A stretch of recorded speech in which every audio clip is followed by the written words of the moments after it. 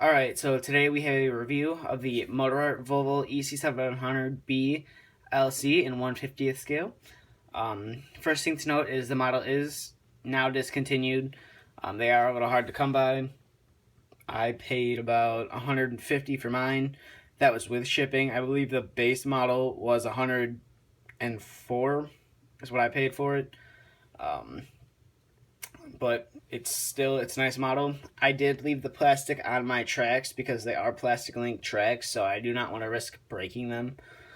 Without further ado, let's get into the review. So we'll start off with the cab, as usual. As you can see right off the bat, you have a nice plastic handrail that wraps all the way around.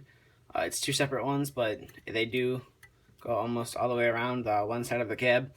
They are plastic, like most of the handrails and steps on the model. I believe there's only one metal handrail on this model, and that would be right here.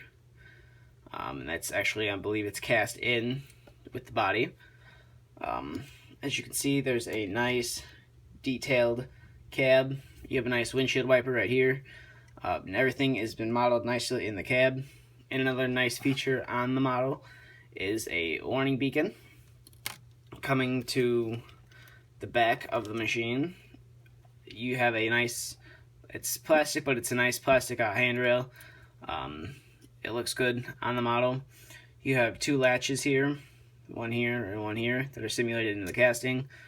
You have some nice crisp Volvo decals, Ec700 decal right there.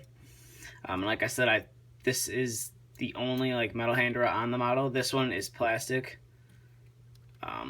It's just a bummer, but again, it's Motorart, so I can't really expect much from them. You have a nice plastic exhaust here.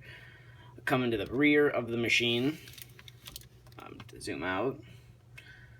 Coming to the rear, you have a nice counterweight. I like the flat. It's like a flat gray on the counterweight. It looks very nice. And then you have some nice warning decals on both sides of the counterweight. You have a nice white painted Volvo decal, and then you have some indents where some, I'm guessing, reverse lights would be, or reflectors. Coming to this side of the model, as you can see, you have a bunch of simulated vent work. I'm guessing this is where one of the where the radiators would be, and helps the engine breathe. You have some nice simulated latches right here. All this is actually in the casting, it's just not etched through all the way. You have a nice Ec700 decal right there, metal step, and then some more plastic handrails right here, and right here. You have a nicely modeled air cleaner. Coming to the top of the model, as you can see, there's a bunch of anti-slip texture everywhere, which I like a lot. Some reservoirs, I believe these are hydraulic reservoirs right here, and your fuel reservoir would be right here. Your swing motors, there's two of them, is what it looks like. It just looks like it's a plastic insert, or it's part of the part that holds the boom to the car body. Coming to the front of the machine, you have some nice simulated hydraulics right here. They're a little stiff. Don't want to play with them too much. Look like they might pop out of the cylinder. You have some nice latch detail right here, and then there's another step right here. The back of the boom, there's just some part of the boom casting. There's just some hydraulics that were cast on it. Would have been nice to have hard lines or something, but again, it's Motorart. Can't really expect much from them. The undercarriage, I know the tracks do roll on like a smooth surface or anything, but I just didn't want to take the plastic off, because if you break the links, it's not like you can just email like 3,000 Toys or someone and ask for a new set of tracks, because the model's not made anymore.